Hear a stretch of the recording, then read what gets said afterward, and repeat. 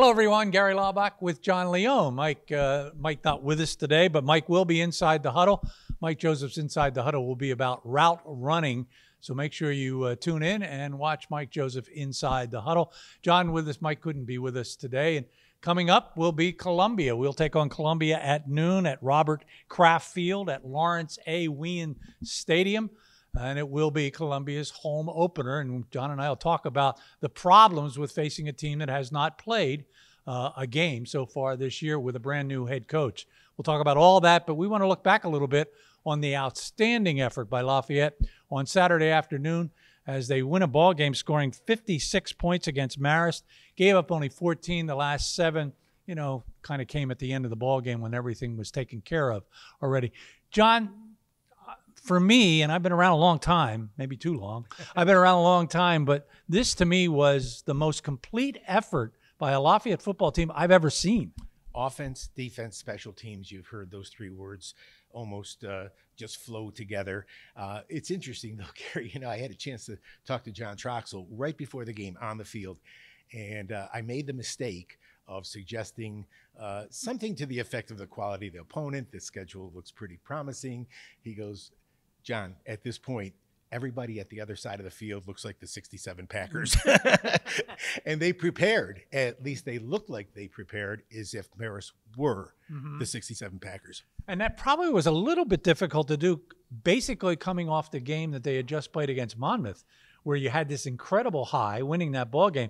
You got to bring them down a little bit and get them back into the frame of a mindset that you've got to come out and play a good football game. Well, that didn't occur at all. Well, that speaks to the culture. And again, it's another kind of used phrase these days. But what John Troxell has done with incredible, efficiency, speed, is turn this program around in terms of culture. There aren't a lot of super highs, and there aren't a lot of super lows. I think it was Mike Joseph who may have said that 5 years ago, we probably don't win that game at Monmouth. And, the fact is that Monmouth in the CAA is, again, I don't think they're going to win that league. It's a great football conference, but I do think middle of the pack, they had an outstanding quarterback. That was a quality win. It certainly was, and they were loaded with a lot of individual talent. As we look at the ball game this past Saturday, just some of the things to note. 528 total yards of offense by the Lafayette Leopards. A block punt that led to a score. Xavier Johnson and GL Tiberia gets the 7 points. Xavier, by the way, is the Rookie of the Week in the Patriot League this week. Punt return score, Mason Keener, a freshman. First punt return score since 2018. Interception touchdown score, Jalon Joseph gets that. 4 rushing touchdowns by Jamar Curtis. Interception touchdown. A passing touchdown, Caracia from Dean DeNoble. 10 players with 2 or more tackles, 3 tackles for a loss, and 2 interceptions. If that's not a complete team effort, so what does John have to yell about? They had 10 penalties, and I'm sure he's probably talking about that a little bit. Well, listen, anyone who's ever coached any sport, from a coaching standpoint, philosophically, you're looking at how to get better. You have that window of time where you can celebrate a win, but for coaches, that window is very, very narrow.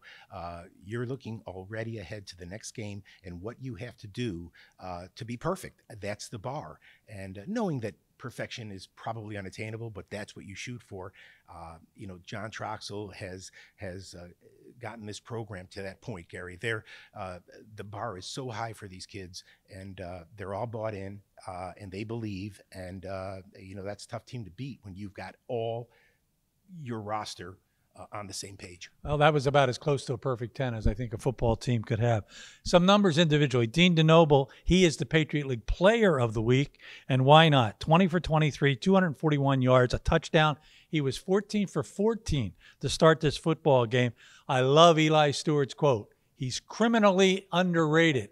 Well, they rated him quite high this week. Eli, 6 catches, 102 yards. Carson Persing, 9 catches, 82 yards. Career highs for him. 10 players on the defensive side, all involved in the tackling with 2 or more tackles. Jamar Curtis, by the way, now has 22 career touchdowns. He's tied for 8th all-time with Tony Giglio. And Eli Stewart, 120 career receptions, tied for 10th place. He's only a junior. He's going to keep rising on that list. All right, John, you're a former head coach in basketball. How difficult is it to coach against a team you have not seen, and in particular, a team being coached by a coach you have not coached against? Well, there's a couple of elements. Obviously, there are built-in challenges there. In the past, recent past at least, we knew what to expect from Columbia, and that was pretty good news for the Leopards because they have been a struggling program. The fact that we don't know exactly what to expect from Columbia bodes better for Columbia than it does for us. We haven't seen them on film. Now, John Poppy, their new head coach, came from Union College. Of course, you remember John Troxell spent previously 16 years at F&M. Those Division III guys are a little bit of a fraternity. John will have some film on what John Poppy likes to do. Again, does he have the personnel? They have a transfer quarterback in Cole Freeman from Northwestern. Whether he's named the starter or not, we don't know. The other available quarterback only threw 2 passes last year. So it looks as if the guess would be that we're going to see a brand new quarterback for Columbia. They've got their leading tacklers back.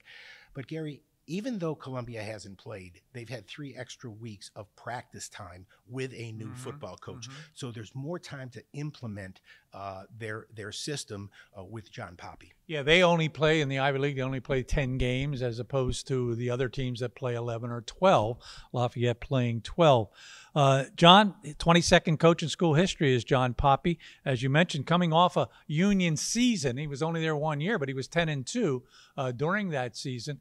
Columbia last year was 3-7. So that's what they're dealing with coming back. Talked about the quarterback situation. Chase Goodwin was on the roster last year. John mentioned only threw a couple of passes. They bring in the transfer Cole Freeman, 6 foot, 205-pound junior. Most people expect him to get the start, but like many things about this football team, nobody's quite sure who's going to be. They do know Joey Georgie will be back there. He led the team in rushing the last 2 years, so he will be formidable. Terry Malcolm II is their backup running back. He, too, has been there for a while. At wide receiver, Eden Stagg. Georgie is an excellent receiver, and Titus Evans. So they have enough experience on the offense, but it's not a lot of winning experience. Exactly. And, you know, Gary, they only scored about, I think, 13, 14 points a game last year, but the defense only gave up 18. Columbia, as I recall, has always been a stingy kind of defensive team. And so with some of their top defensive players returning, that could be key. I wanted to point out one other thing that kind of struck me. We lifted John Troxell from F&M after an incredibly successful year at a highly academic program, very successful. John Poppy came from Union, highly academic program, head coach at Division III. He knows how to sit in that chair, if you will. That's a basketball, or stand on that sideline. He also spent time as 5 years at Harvard. That isn't a bad apprenticeship. He's been at Holy Cross as an assistant, and he has been at Columbia as an assistant. So he's familiar with the kids. He's familiar with the school. They've kind of taken a page out of Lafayette's playbook, has Columbia, in terms of hiring their new head coach. If they're going to be difficult, they're going to be difficult on the defensive side of the football. 7 of their 8 top tacklers are back from last season, and they've got some good ones. Anthony Russo's outstanding. He had 13 tackles against us last year when we beat them. Rocco Melia, 54 tackles. Hayden McDonald, 62 tackles. Aaron Brebner, 42 tackles. This group has combined for almost 20 tackles for a loss last year, 5 interceptions, a whole bunch of sacks. This is going to be a real stress for the offense. The Lafayette offense is going to have to play as well as they've been playing against this team. I think so, on the road. The other element is, you mentioned, Gary, it's their home opener. And every opener brings with it a little extra adrenaline, optimism. That's the spirit of success. You know, it's the first requisite. You've got to think you can do it. They haven't had any failure yet. They've got a new coach. I'm curious to see what Freeman's going to be like if, in fact, he's the quarterback. You know, he didn't play a lot at Northwestern, but he went to Northwestern. He was recruited by Northwestern. There's got to be something there. You got to be on guard. No question about it. And the extra little piece is you're playing the first game under your new head coach. He will be pumped. The kids will be pumped. this should be really a terrific matchup and a great test for the Lafayette Leopards. It's at noon. It's away. It's on ESPN+. And that's it for Behind the Mic. So thanks for John for filling in for Mike. Mike and I will be back with you next week again as we will take a look at the Fordham football game, a very important start to the Patriot League season. Thanks for spending time behind the mic.